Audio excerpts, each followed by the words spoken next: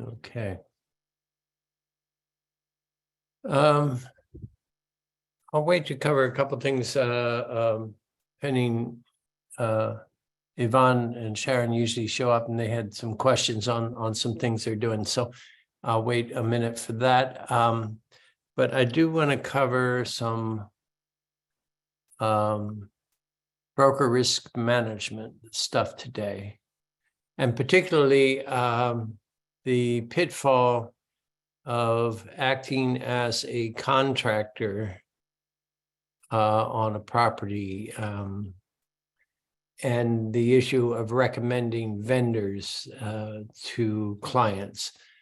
Broker risk management has covered this numerous times in their legal updates. And so I'm going to just share a page from broker risk management here. No, it's not the one I want. Here we are.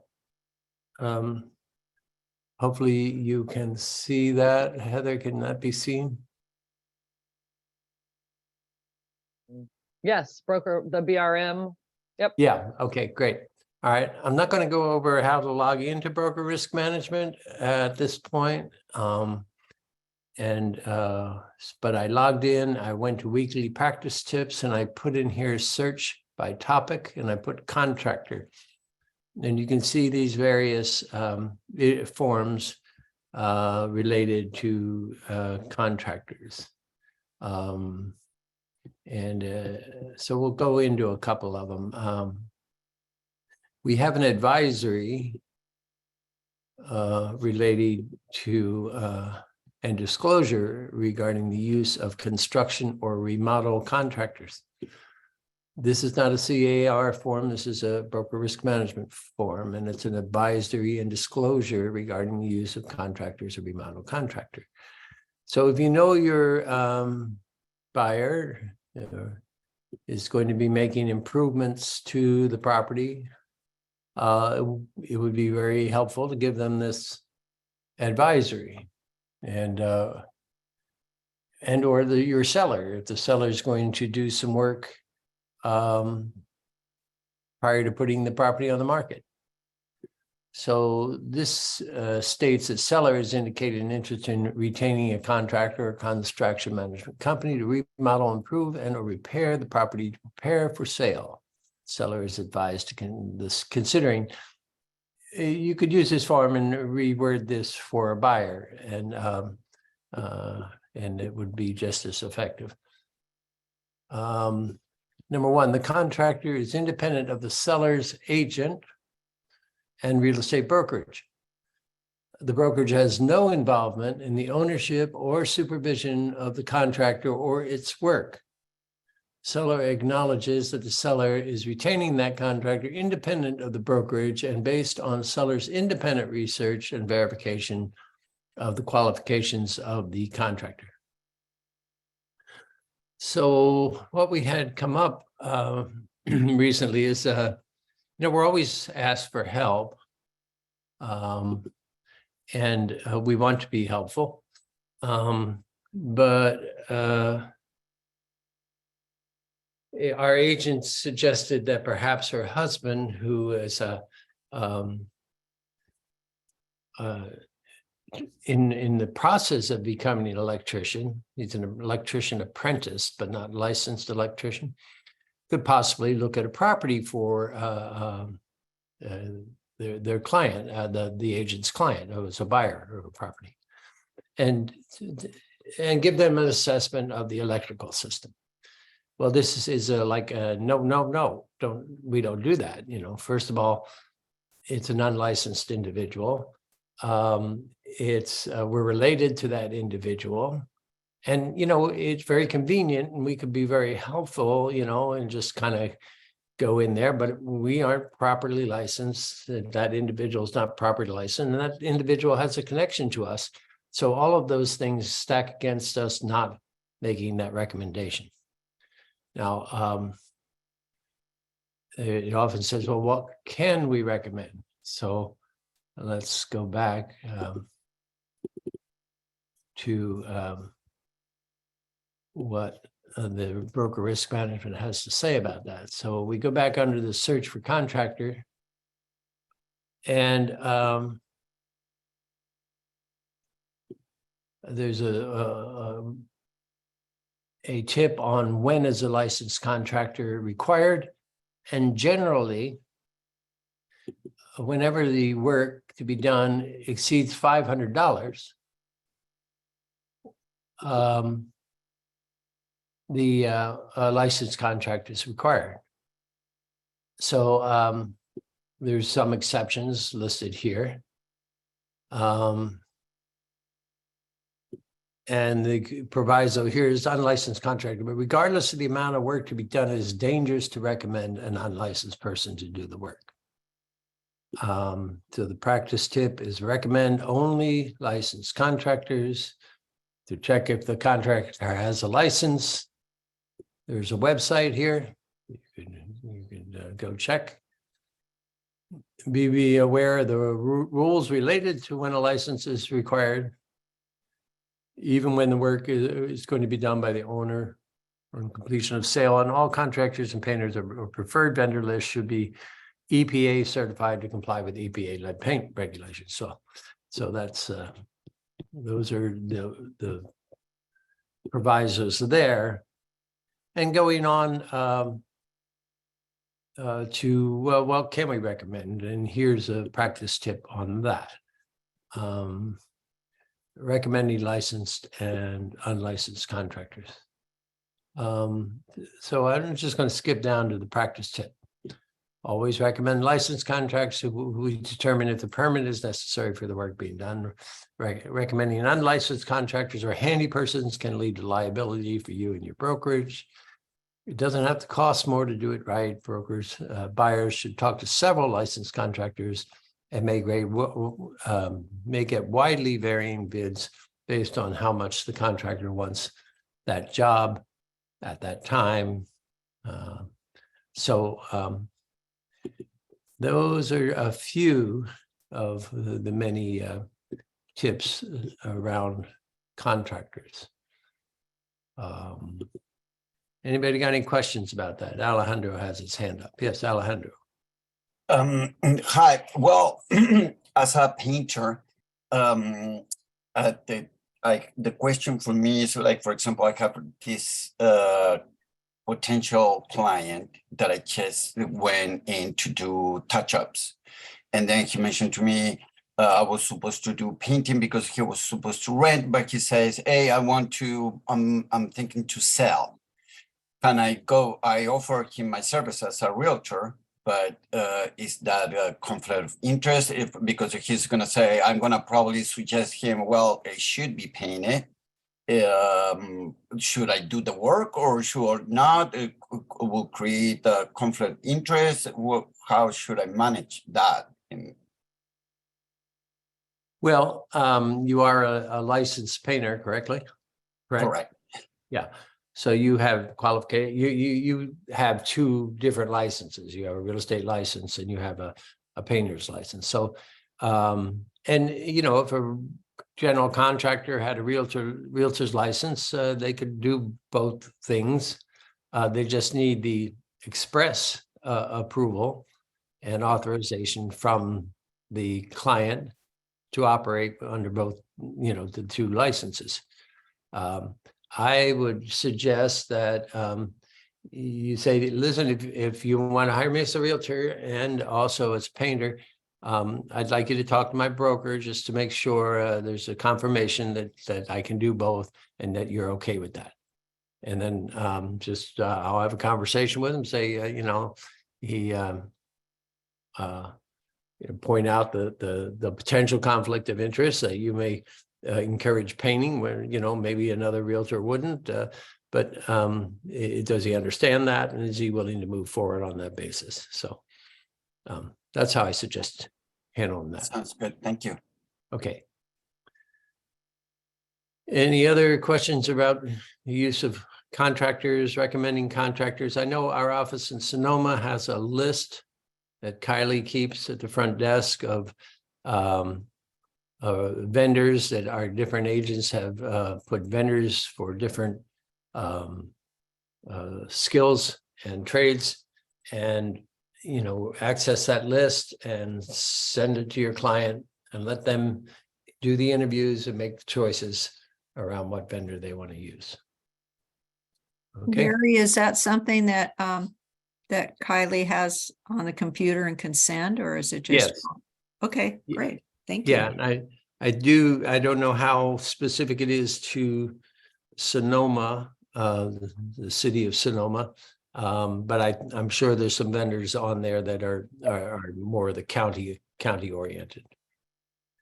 I was in a Chamber of Commerce meeting on a day or two ago, and it was a new committee they're forming about the real estate industry and others in the affected in our trade, and they are looking. This is the Sonoma Chamber of Commerce looking at making a list of vendors that they could share with customers and people who have questions. So that may be another source down the road. They don't have that yet, but Okay. I think they're going to work on it. But yeah, just shoot Kylie an email and cover Keely too. There may be something up in the Santa Rosa office, Sebastopol office as well. Okay.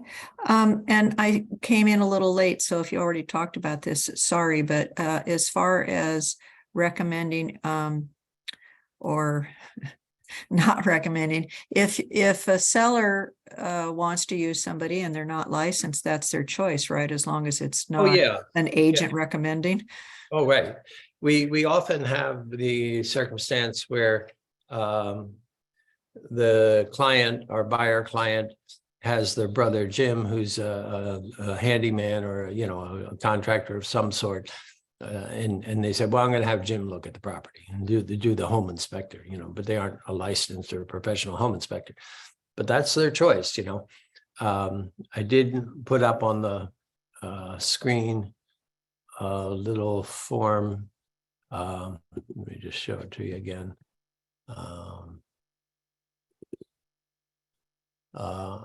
On broker risk management, this advisory and disclosure regarding the use of construction and or remodel contractor.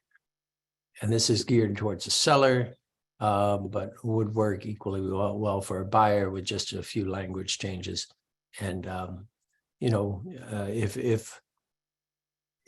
if your client is going down that path, oh, I'm just going to use my own people, I'd give them this advisory. It would, it's a good piece that we have available to us. So is that something we get off of the BRM library? Right, exactly. Under weekly practice tips, just in the search button, just put in contractor and it pops up. Okay, great. Okay. Thank you. All right. There was a broker interview. Oh yeah, Heather, you got your hand up. Okay. Yeah, I just had a quick question about when asking for requests for repairs. I often kind of discourage buyers from asking for repairs to actually be done because you don't know who they're going to hire, how the quality of the work. Can you put language into the request for repairs saying, I mean, I imagine we can, right? Saying to be done by licensed contractor, something like that? Sure.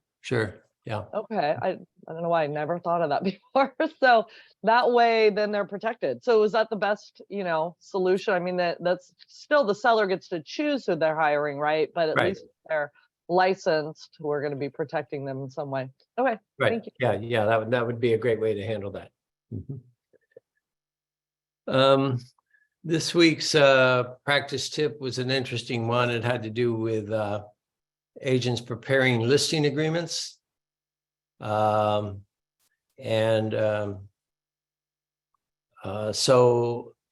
you're going to take a listing, you haven't determined the price yet. So you just plug in, to be determined, TBD, and everything gets signed. And do you have a listing agreement? No. That agreement requires a price.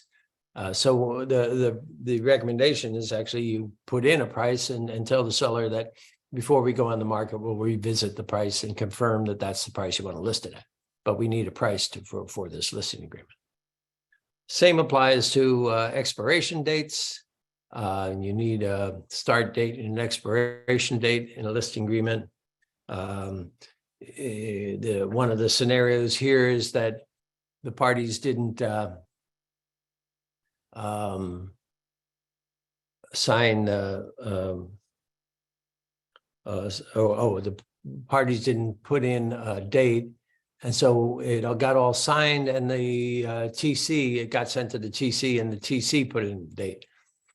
Well, you can't change documents after they're already signed, so that doesn't work. Bad on the agent and bad on the TC there. Okay, we sign a listing agreement and we don't get it into the MLS on time, and you know, someone reports that and we get fined. Yeah, that happens. So if you aren't going to get it in MLS on time, you just get the exclusion form signed. And I know numerous times where the exclusion form has been signed several times. I saw a house last week and the agent told me, oh, we listed this 6 months ago. It's about to expire, but we had to keep extending the exclusion from MLS because it wasn't ready to show yet. You know, there were some repairs that were being done. So the repairs took much longer. They originally had an exclusion for a month, then they expanded it to 2, 3, and finally after 5 months, they were ready to go and they went into MLS. She says, but here I just put it on MLS and it's going to expire next month. So she needs to get an extension, obviously. Okay. So make sure everything is complete on your listing agreements. In connection with that, Bill covered this in the legal update, and you probably recall it, but there was a firm that is promoting a discount to buyers on their commission they'll receive. I think they're using the number $10,000 if that buyer signs a listing with a broker to sell the property when they get ready to sell. So this is like open-ended, but it must have an expiration date, but it's like 10 years or something, you know. And they even have it in a form that they record it against the property. So it becomes a recorded notice against the property that it can't be sold unless this this listing is taken. So it's you know, we asked our the promoter of this scheme, if you will, is a licensed broker, but they in their little web presentation, they tout how their long-term experience in the acting business has led them to look at things outside the box. You know, okay, so great, they're a good actor, but they're a lousy realtor. So we asked Bill and Shannon if this was legal, and they said, actually, it is not illegal at this time, but it's likely to be shortly. Since the California legislature and CAR lobbyists are looking to either outlaw or at least severely limit the ability of real estate licensees in California to engage in future listings. And there's complications. You know, what if the buyer doesn't list in the future sale of the property? What was the agent's recourse? Did he owe the $10,000 back that they got as a credit for this this listing, and so forth and so on? So avoid that altogether is the recommendation. Don't even think about it.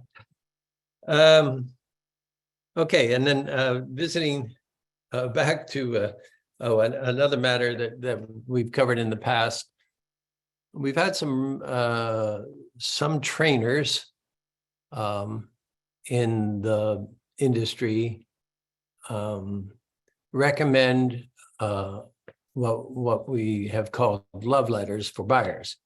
And that is the buyer writing a letter to the seller expressing how much they love the property and telling about the family and, you know, how they're going to take care of the property and all those good things that a buyer wants to express to a seller.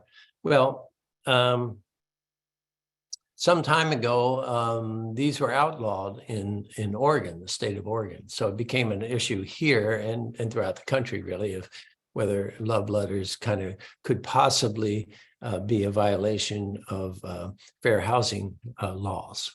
You know, they could cause the seller to discriminate in some way based on the content of the love letter. So it became our practice and the practice of, you know, most of the industry, as far as I understand it, to not recommend love letters and just let your offer stand on its own.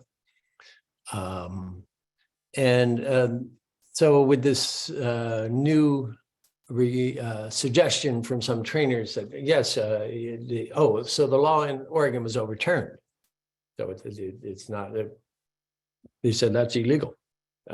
Buyer can write love letters if they want to. Well, that's the Oregon law. But our we took that back to legal counsel, and they still recommend that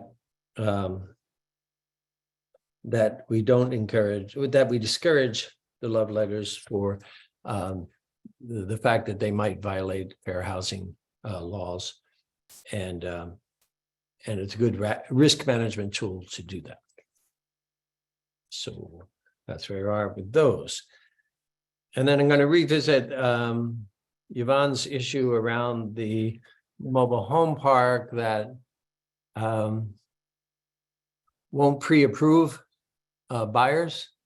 So we end up with sales to buyers that look qualified and otherwise seem qualified on the surface, but when they get in front of the homeowners association, they are rejected for they don't qualify.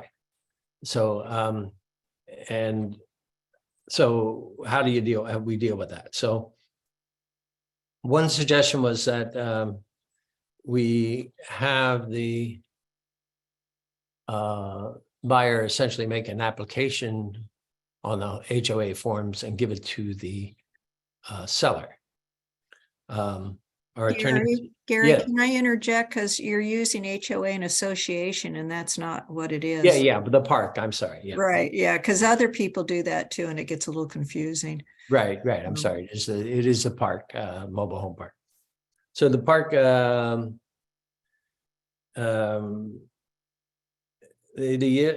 the listing agent, this is the recommendation from our legal counsel. The listing agent can share the park's requirements with any prospective buyer's agents to vet the buyers before writing an offer.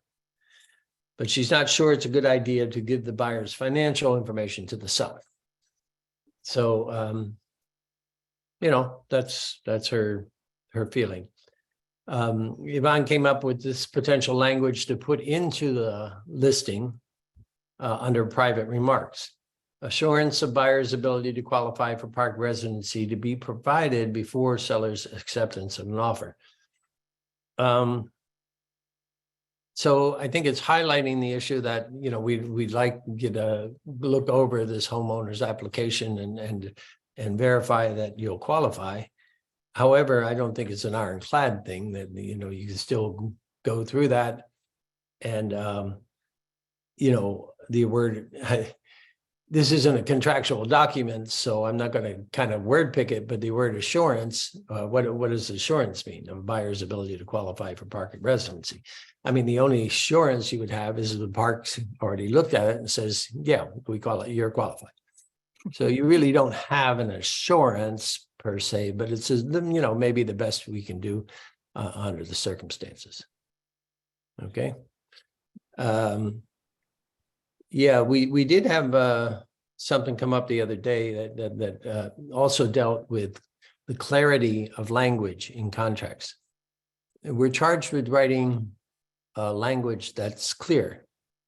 And I think, if I can remember, it had to do with the the seller was going to get, the buyer was going to get a home equity line or some line of credit to use for the purchase of a lot. So it wasn't a loan on the lot per se. So in filling out the vacant land purchase agreement, there's no loan. It was a cash transaction. But they did want it to be subject to getting that loan on their home, that would give them the cash to make the cash purchase.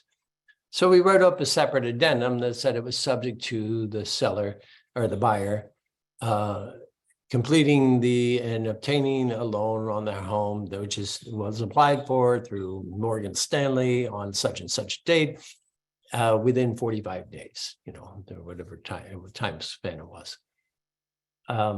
So again, we don't like to do creative writing. But once in a while, we do have to craft some documents like that are not your everyday documents. And so, check with me or Randy or your manager, Larry, Karina.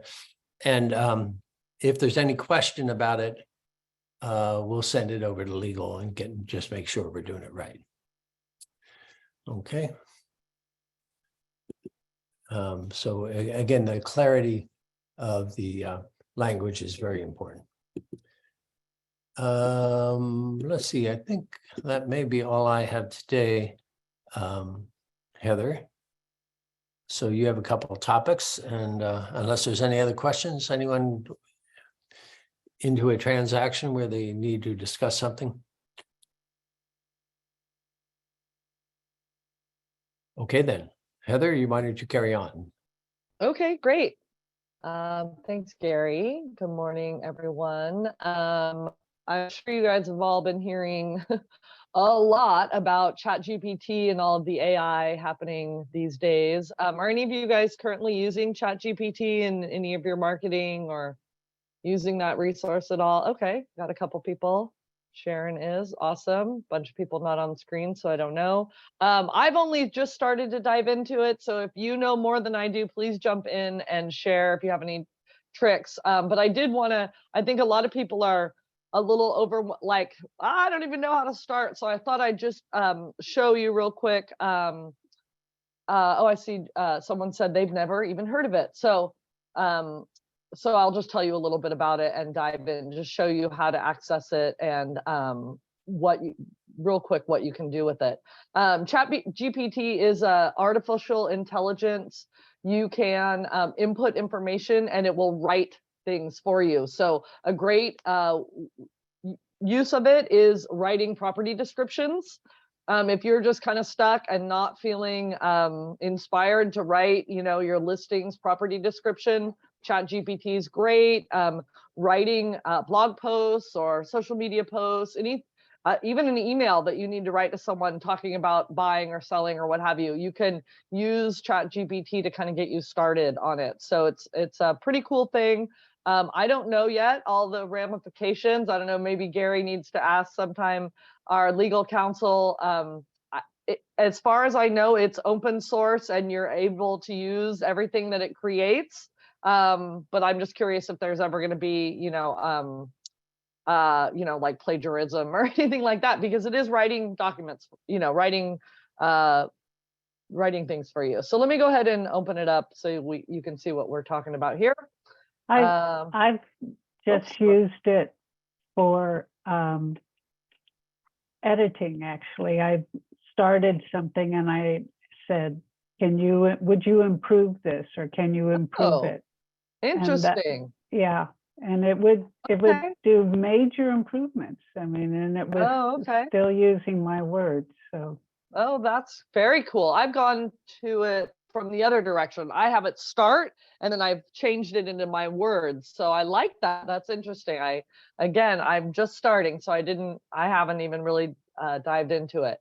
When you want to get into it, you can just Google ChatGPT.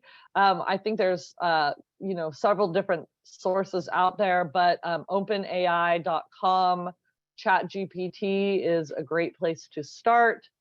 when you click on this, then it's going to open up this introducing ChatGPT, and then you can just try it, or up on the right hand side, you can sign up for a free account for it.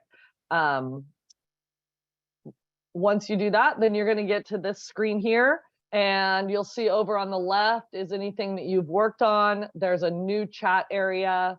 It talks about some different things that you can do here. And then all you have to do is down at the bottom, which I can't see here because my little share screen thing is in my way, or is it not showing? Let me do new chat.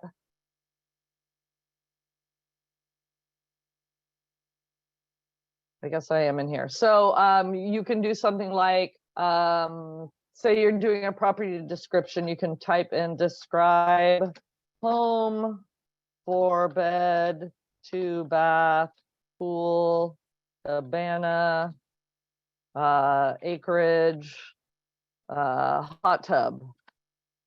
And then once you put it in, and it's not obviously going in, I thought it was typing and it's not. Sorry, I can't see. Can you guys see it okay? I don't know why it's not Yeah, now. We can see it. You need to click in the. There's a send box at the message. bottom There there. it What? Now it's clicking. Try again. Yeah, Okay. I just can't see the box. Okay, let me make it a little smaller and then I'll be able to. There we go. That's where you got it. That's the part I just couldn't see. Sorry, folks. Okay, I'll make it bigger here in a second. So home, 4-bed, 2-bath.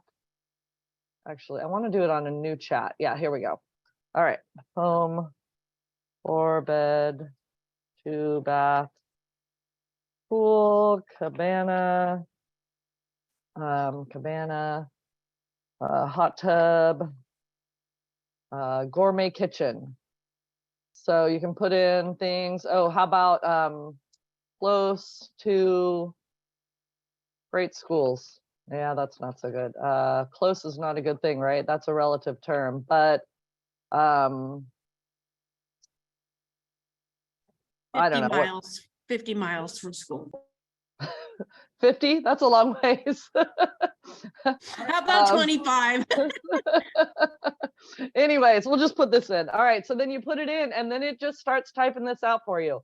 It will detail out, I'll make that bigger. See how it's just creating a whole description of the property that I just wrote those details in, right? 4-bedroom house provides ample space for. Now you're going to want to go in and change this, right? Because it says here family members or guests. We probably don't want that. And it can be a little repetitive, like it uses some of the same words a lot. So you definitely don't want to just take this as it stands, but it does have some great things, that you can use. You can also even take it. I'm going to do a new chat here and go and say I want to write an article, 5 top reasons to buy a home today. And it will actually write out a whole thing for you.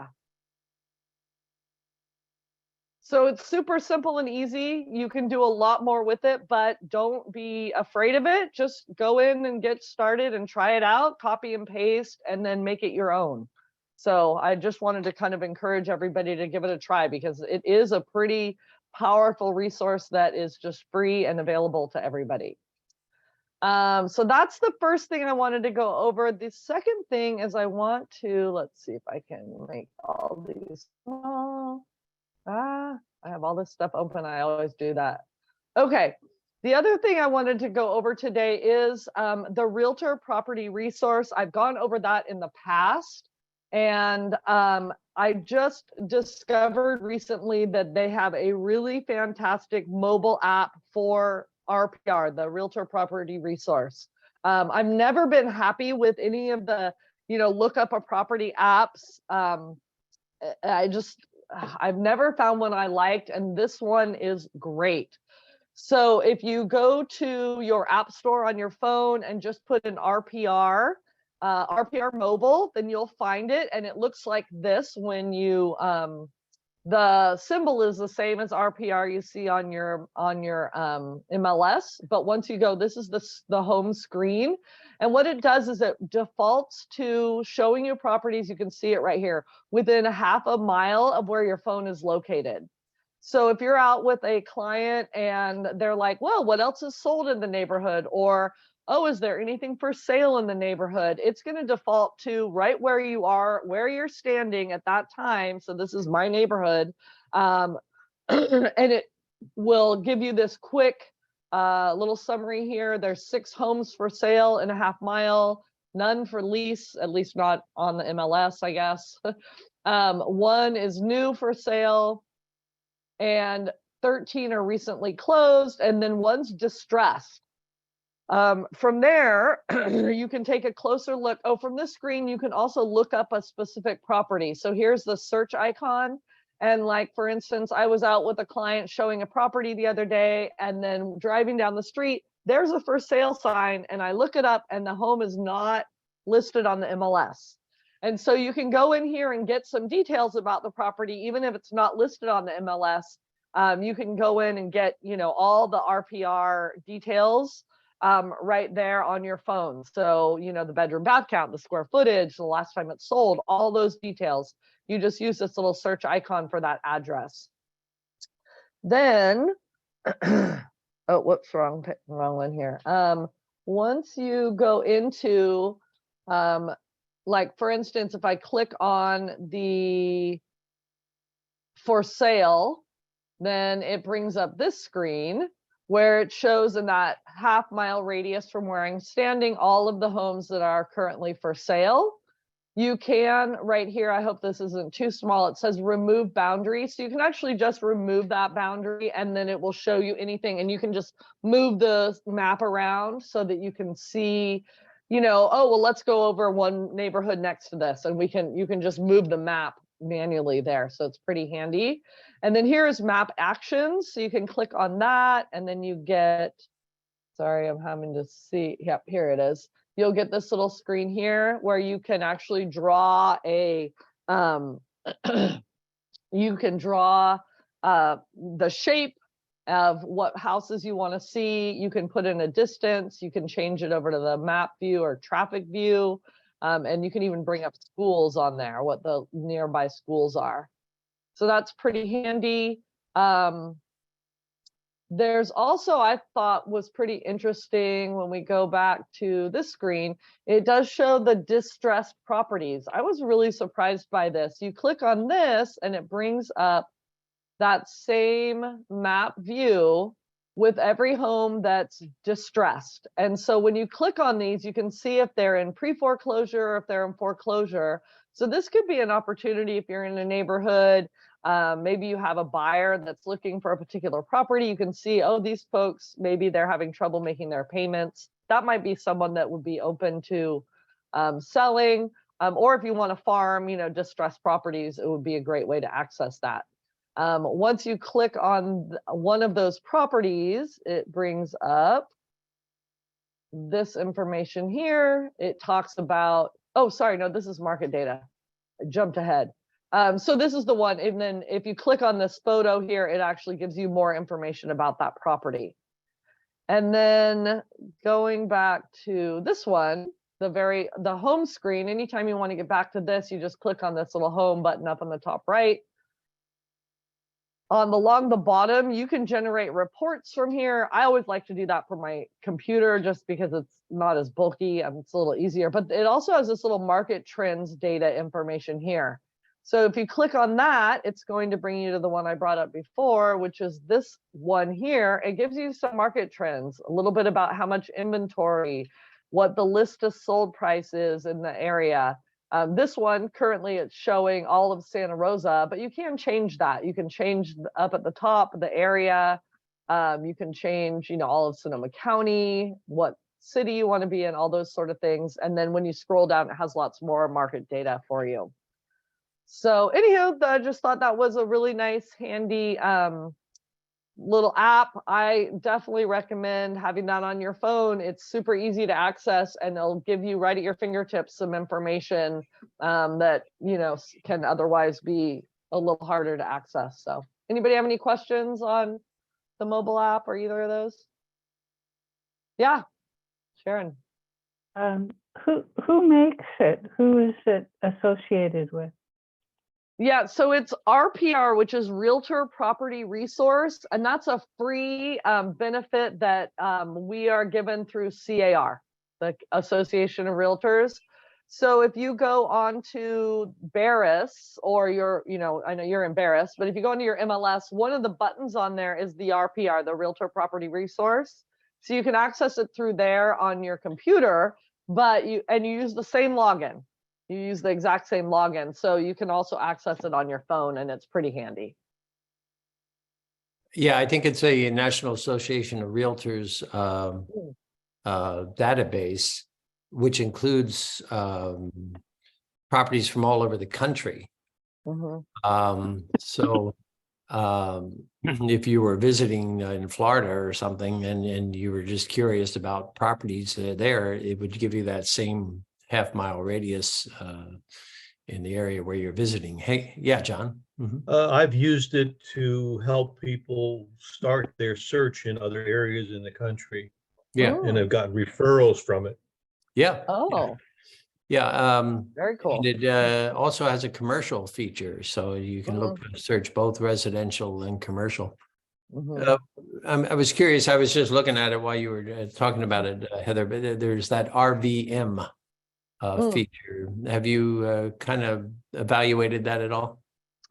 Yeah, the RVM, it's an AVM, an automated valuation model, but they use the data from their own source there, and it seems, I would say maybe even a little more accurate than Zillow and what have you. I always include it when I do a CMA in my summary of all the different price opinions.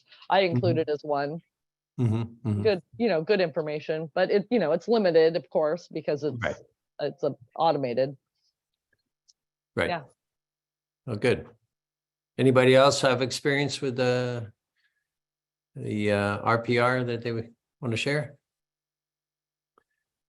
Heed John's suggestion that you know of someone who's moving out of the area. Say, well, I can get you some leads on some properties in that area before you head out that way, and nurture that into a referral. We love referrals. Yeah, I love it. Great idea. Okay, thank you, John. All right, anything else to cover this week? We're going to let you off early. If you have topics that you want Heather or me to cover specifically, either contract or tech, just send us a note. We'll add them to our list. Okay.